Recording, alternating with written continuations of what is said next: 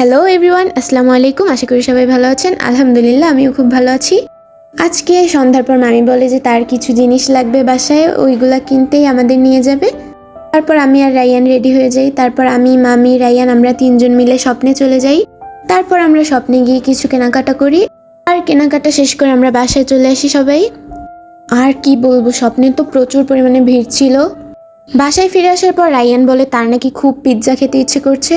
আর রায়ানের আবার বাহিরের পিৎজা খেতে নাকি ভালো লাগে না, তার হোমমেড পিৎজা খেতে খুবই ভালো লাগে। এই কারণে আমি রায়ানকে বাসায় পিৎজা বানিয়ে দিয়েছিলাম। রায়ান বলেছে পিৎজাটা নাকি তার কাছে খুবই ভালো লাগছে। আমার কাছেও মোটামুটি ভালোই লেগেছিল।